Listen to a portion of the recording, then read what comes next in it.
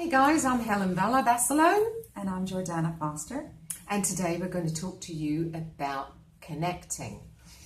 Now there's lots of different ways that we connect. We connect when we're working, we connect with our children, we connect with our significant others. How do you connect? Do you like to email people? Do you like to text people? Do you like to call them? Do you like to see them face to face? Personally, I'm a face-to-face person. I don't mind the texting from now and again, but I get more out of seeing facial expressions, seeing body language and things like that. And I seem to, throughout my life, all I've ever done with most of my successful things is been through face-to-face interaction. What about you, Jordana? What do you like? I'm definitely better face-to-face. You know, they say body to body, just, one-on-one, or even in a group. What I have found, and I don't know, we would love to know if you can make some comments below. I have found that when you're texting, which a lot of people, that's their mode of communication, which is unfortunate. I know it's fast and it's immediate, but I don't know if you've experienced what I have, is that they actually can be misunderstood. Oh, no. And it can get pretty out of hand. Have you seen some of the Oh my ones? God. There's some been on the TV and through social media about how some people with the autocorrect haven't noticed the autocorrect, And then they just send it. And some of the I am so glad that I look over mine Yeah. before you hit send, Exactly. because it can write some very bad words that you don't want. Some of them are hysterical. But like, yes. even if you say, okay, I'll see you later, something very unassuming, I might be in a place and say, what do you mean see me later? What about, so it can be misunderstood and misinterpreted. And I think that just having that conversation. Yeah. And human beings need to connect with each other.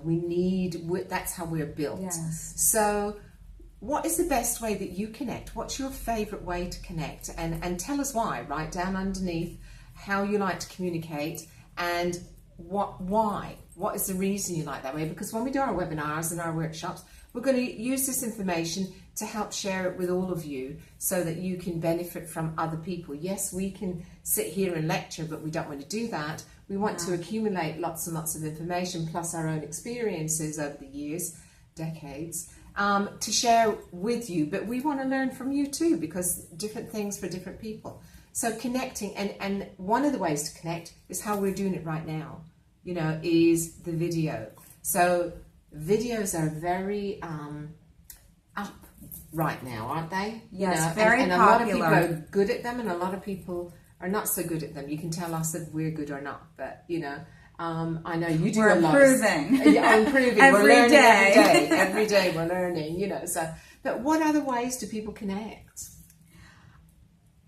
The old-fashioned telephone. I know that sounds so old school. Yeah. Actually picking up the phone and hearing someone's voice. I know, if people are out of the state or out of the country or even another city, I have a brother and sister-in-law who live in Weston, and it seems like it's so far away, even though it really isn't. So just pick up the phone and have that dialogue and hear somebody's voice. You can get a lot of cues just by hearing a voice. Unfortunately, through a text, even though it's fast and immediate, it's not very accurate, and you can't tell what those words actually translate to from a voice standpoint. And a lot of people are connecting through FaceTime and video blogging. I know when I speak to my daughter and my grandkids, which are in London, and we're filming this in Florida, it's great to see them, their faces and see what's going on, and it feels like being face to face.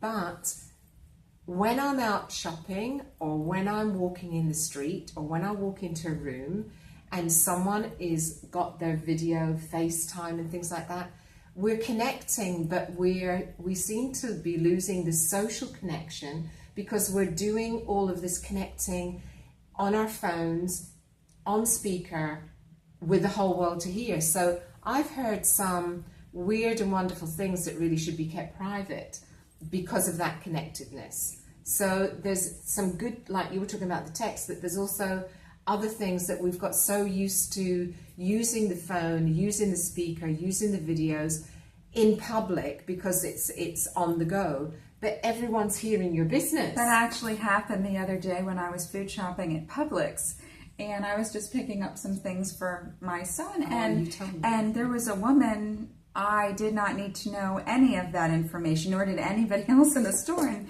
it was I just think that we don't realize that we're talking and everybody can hear. It just becomes so automated. So I do think there's a time, like everything, there are pros and cons and a time and a place for everything. Movie theaters is another thing. Have you ever been when somebody's talking and you're trying to watch? They even have that whole lead in the head they do ignore it. So you really need to be mindful of other people around you, not just with the privacy of your information. But I do think that, when you do those meetings with people or groups from other places, I do love seeing their faces and their body language and hearing their voice, because you can take the lead from there, and it does allow you to have the connections that might be difficult to have. So tell us your favorite way of connecting and the reasons why. And we're going, again, being mindful is one of our signature tunes that we have. So we're going to sign off from now. My name is Helen Bella Basilone. Jordana Foster. And we'll see you next time. Have a great day.